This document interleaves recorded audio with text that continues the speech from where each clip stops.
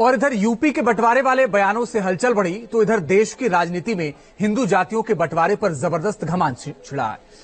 चुनावी राज्यों के दौरे पर प्रधानमंत्री मोदी ने आज कांग्रेस की उस कमजोर नस को दबा दिया जिससे कांग्रेस तमतमा उठी। पीएम मोदी ने गरीबी को सबसे बड़ी आबादी कहा। साथ ही साथ मनमोहन सिंह के एक बयान का जिक्र कर हिंदुओं के हक पर हुंकार भरी। ऐसे में सवाल है कि मनमोहन सिंह का वो कौन सा बयान था जिसका जिक्र जातीय जनगणना के घमासान में पीएम मोदी ने किया। सुनिए जरा।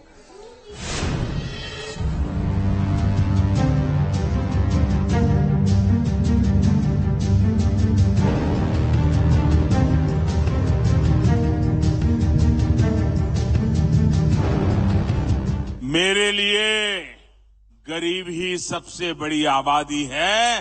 कांग्रेस किसी भी कीमत पर देश के हिंदुओं को बांटकर भारत को तबाह कर देना चाहती है। वो तब भी गरीबों की भावनाओं से खेलते थे, आज भी वही खेल खेल रहे हैं। वो तब भी जात पात के नाम पर समाज को बांटते थे, आज भी वही पाप कर रहे हैं। क्या वाकई हिंदू वोटों में बंटवारा ही इंडिया गठबंधन का एकमात्र सहारा है? पिछले 24 घंटे में प्रधानमंत्री मोदी के 2 बड़े बयानों से यही बहस छिड़ गई। मध्य प्रदेश के ग्वालियर के बाद छत्तीसगढ़ के जगदलपुर तक पीएम मोदी ने कांग्रेस के मंडल दांव पर जमकर क्लास लगाई। इस बार पीएम मोदी ने कांग्रेस की ऐसी दुखती रग पर हाथ रख दिया जिसके सवाल पिछले 17 सालों से कांग्रेस का पीछा नहीं छोड़ रहे, और वो था 2006 में तत्कालीन पीएम मनमोहन सिंह का ये बयान। We will have to devise innovative plans to ensure that minorities, particularly the Muslim minority, are empowered to share equitably in the fruits of development. They must have the first claim on our resources. देश के संसाधनों पर अल्पसंख्यकों का हक मुसलमानों को एजेंडे में रखकर दिया गया, यही था वो बयान जिसे कांग्रेस भले ही भूल चुकी हो, मगर मोदी ने एक एक शब्द को दोहरा दिया। कास्ट पॉलिटिक्स पर मचे घमासान के बीच वही फाइल खोल दी। कांग्रेस से सवाल किया कि इस अनुपात से अगर हिंदू हक मांगने लगे तो फिर क्या होगा? आबादी के ही हिसाब से ही अब तय होने वाला है, तो पहला हक किसका होगा भाई? किसका होगा? आबादी किसकी ज्यादा है? किसका हक होगा? जरा कांग्रेस वाले स्पष्टता करें। क्या आबादी के हिसाब से हक मिलेगा क्या? तो क्या अल्पसंख्यकों को कांग्रेस हटाना चाहती है क्या? तो क्या सबसे बड़ी आबादी वाले हिंदू अब आगे बढ़कर अपने सारे हक ले लें क्या? मोदी युग में पहली बार बिहार में जाति जनगणना से मंडल बनाम कमंडल वाली मुनादी बजी है, जिसमें 85 बनाम 15 जैसी थ्योरी से जातियों में ध्रुवीकरण कराने की कोशिश परवान चढ़ती दिखने लगी है। ऐसे में पीएम मोदी का हिंदुओं का हक और अनुपात जैसे शब्दों से कांग्रेस पर डायरेक्ट चोट करना बताता है कि इंडिया गठबंधन के घोर जातिवादी काट पर काउंटर अटैक तैयार है।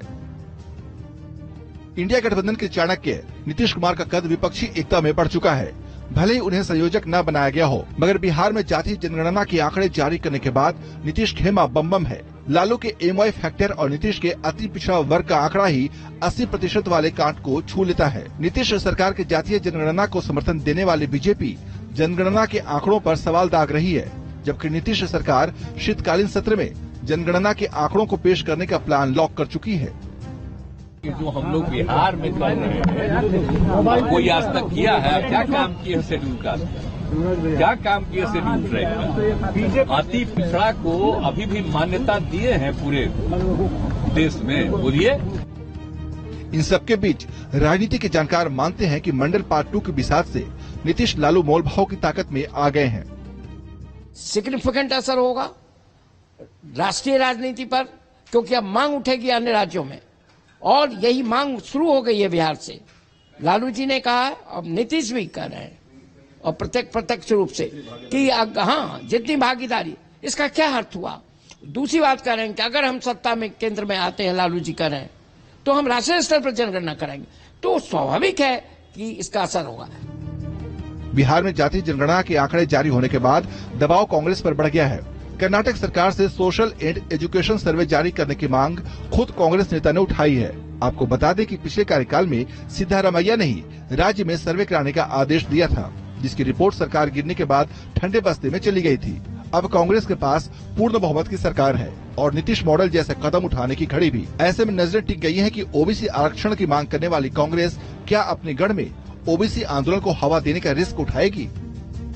कास्ट और एजुकेशन सर्वे की शुरुआत सिद्धरमैया ने ही कराई थी, लेकिन ना तो सिद्धरमैया ने और न ही बीजेपी और जेडीएस ने हिम्मत दिखाई कि वो इस रिपोर्ट को सार्वजनिक करे। हालांकि अब कर्नाटक की कांग्रेस सरकार का कहना है कि वो जल्द ही इस रिपोर्ट को सार्वजनिक करेगी, लेकिन तारीख अभी भी तय नहीं है।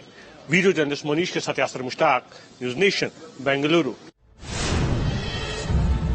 और एक छोटा सा ब्रेक ले रहे हैं, थोड़े से